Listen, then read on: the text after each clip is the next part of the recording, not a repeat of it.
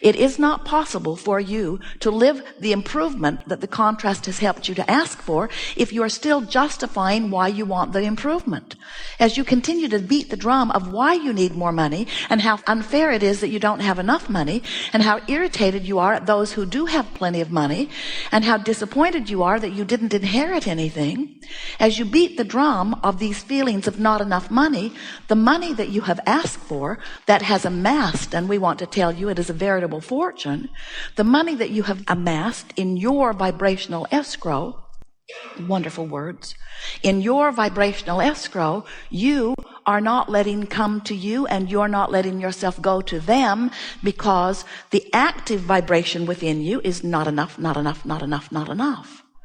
When you are sick, you want to be well. And when you are sick and want to be well, that rocket of desire for this improved wellness, this amended desire that you are setting forth, makes you in your vibrational escrow weller than you were before you got sick. Sickness makes civilization weller. Sickness that this population lives right now puts more wellness in vibrational escrow, so there is more wellness that is coming forth in the next generation and the next and the next and the next and the next and the next.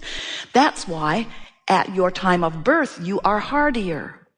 And you would remain hardy. In fact, you could be in your body and get hardier, just like the non-physical part of you is becoming hardier, if you weren't beating the drum of the things that are going wrong. If you were not finding so much to complain about, so much to fuss and worry about, so many things in your day-to-day experience, it's not the big things that are responsible for your beating the drum that causes resistance, that doesn't let you be who you really are. It's the little things, the day-to-day irritants that sort of run in the background of what's going on with you that are responsible for the majority of the resistance that's happening within all of you.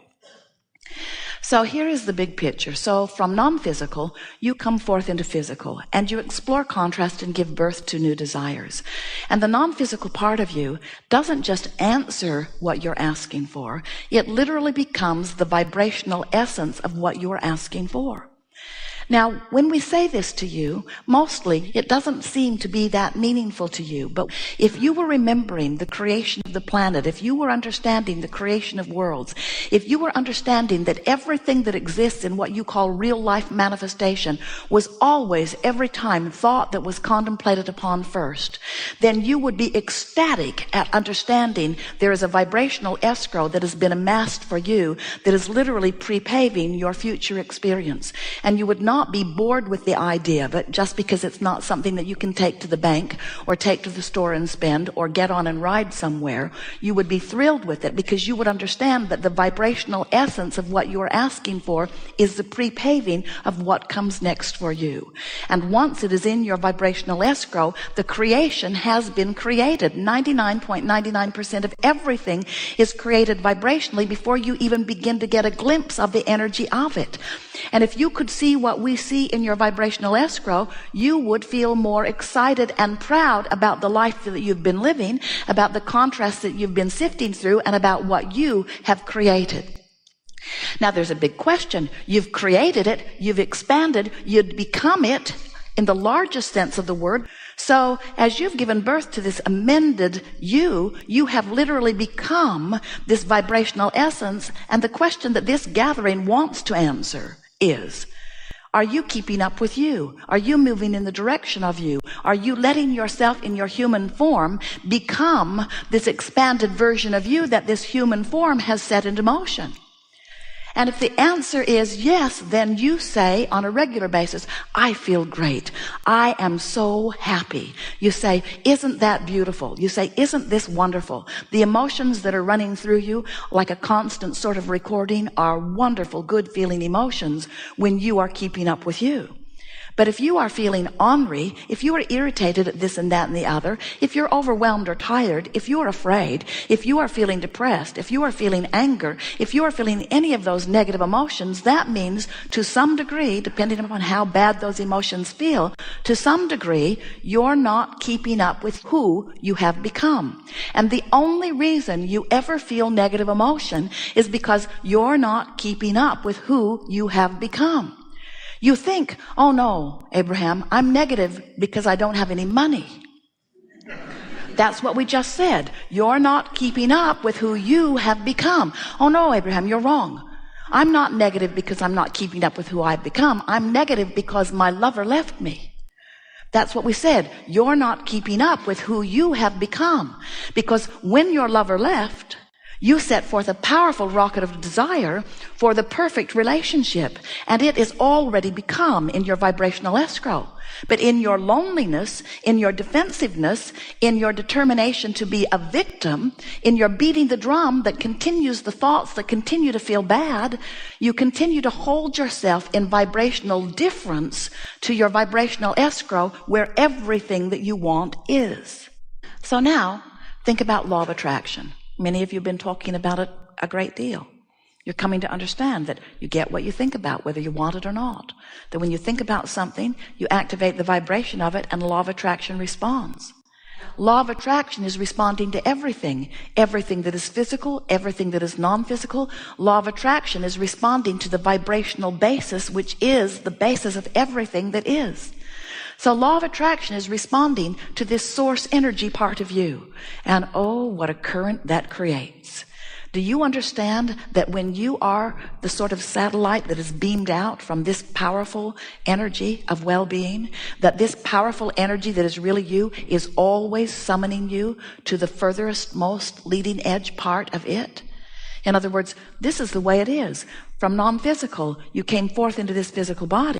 Here, you evaluate contrast and you become more. Source energy rides the rocket of that desire and literally becomes the new and improved version of you. Law of attraction responds to that new and improved vibrational part of you, and that creates what feels to you like a sensation of being called toward it. That's what a feeling of passion is. That's what your eagerness is. That's what your feeling of appreciation and love is. That's that feeling of life flowing in a very fast way. It's a powerful current. It's like a raging river, and everything that you want is downstream from where you are. So we want you to be joyful, and we want you to be fulfilled, and fulfilled means every time keeping up with who you have become. That's all it means, moving in the direction of who you have become. Nice to know. At the risk of sounding dense, I want to just keep going with this conversation because I think it's been great so far. It's the theme of this day. Yeah. This is an intense group of powerful wanters who have practiced the art of resistance for quite a while.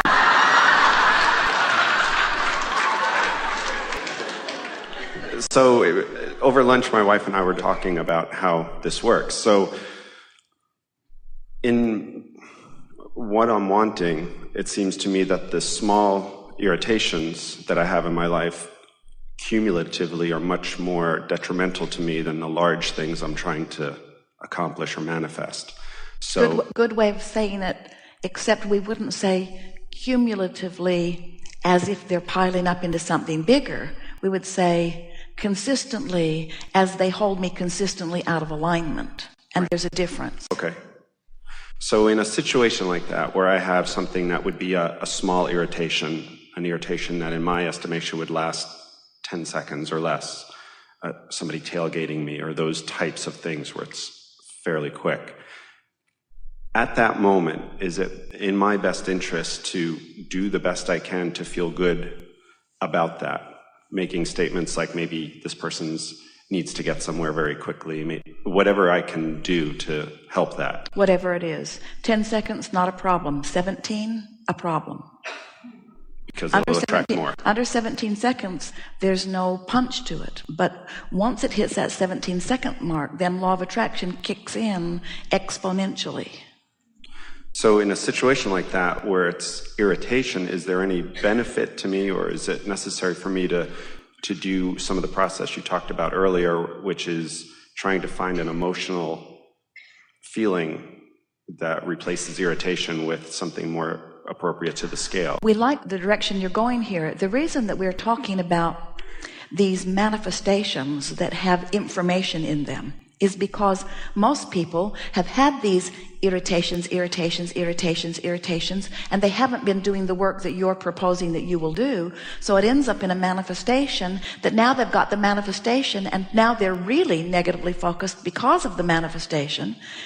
So they're even less likely to shift the energy now the manifestation has happened, unless you've got hold of some really good tools like we're talking about here today, where you really take the time. But that is time consuming. You saw how much time we spent with several people, and during segment of lunch, Jerry said, I don't think anybody ever was really able to identify what their emotion was, because they're still sort of clueless about what the underlying emotion is, or the underlying vibrational stance is that is causing these results. The results are clear and obvious, but the reason for them not so much, because you have not been accustomed to thinking of yourselves as vibrational transmitters.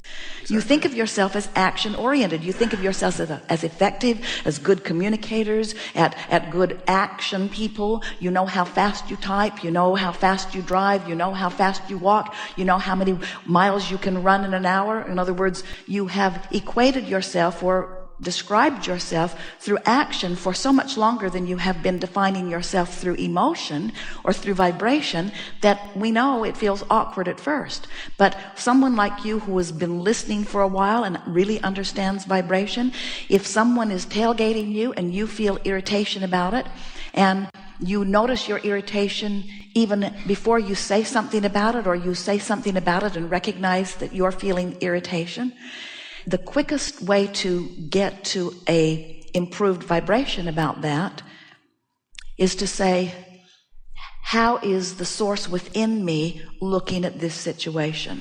Having that question posed and ready for yourself to answer is a very good thing, because then you would say, well, source would always give them the benefit of the doubt. Your source would understand that no matter how egregious their behavior, that they're out there on the raw and ragged edge, and that it's not a personal thing that they're doing to you, and it's not a proclamation of your goodness or badness. It's only a vibrational match to what you've been feeling. So then you say, well, my source would give them the benefit of the doubt, and I haven't been, clearly, because I'm irritated. And then you would look in your rearview mirror and say right out loud, tailgater, what is it that I'm thinking about you that I'm using as my excuse to not be who I really am? Well, I'm thinking that you're rude. I'm thinking that I must not be as good of a deliberate creator as I want to be, or you wouldn't be tailgating me, is what I think I'm thinking. I must not be doing as well as I thought I was doing. Thank you, tailgater, for being the manifestational evidence that lets me know where I'm going, how I'm doing vibrationally. So what's the underlying feeling in that? Is it one of defensiveness? Is it one of not enoughness? If I turn it upon myself, it would be self-scrutiny, I suppose, because I'm allowing this situation to irritate me and to throw me off of my vibrational balance. I'm mad at myself for not maintaining my balance because of something as insignificant as this. So then you stop and you say, well, my emotions are not insignificant. I'm glad I'm having this feeling of upheaval, because this vibration was within me before you tailgated me, or you wouldn't have tailgated me. And now I'm having the emotional response to your tailgating me, which is all good information. So good for me. I'm aware of how I feel, and good for me. I'm aware that I'm irritated, and good for me. I'm aware that it's silly for me to be irritated, and good for me. I'm glad that I'm a deliberate creator. And thank you, tailgater, for showing me that I'm a little more raw and ragged than I've been admitting to myself. And I feel better for having had this co-creation with you. And I harbor no ill will to you. I don't know what's going on in your life. Clearly, you're out of whack a little bit, and I must be a little bit too, because here we are out of whacking together. And I wish you the very best as you are moving along your merry way, and thank you for this intervention, which has clearly helped me to realize what I've got going on here at very subtle levels that I didn't even know was going on. And I feel better for having had the experience, and thank you for this clearing process, because now I'm expecting more clear sailing as I'm moving along. Just with that 68 seconds or more of conversation, you have moved that vibration to a place where it was not before. And now you feel better for it. The air is fresher. You feel more alive. You feel more enlivened. You feel more eager. You feel more passion. You feel more deliberate. You feel more focused. Good enough? Good enough. Thank you.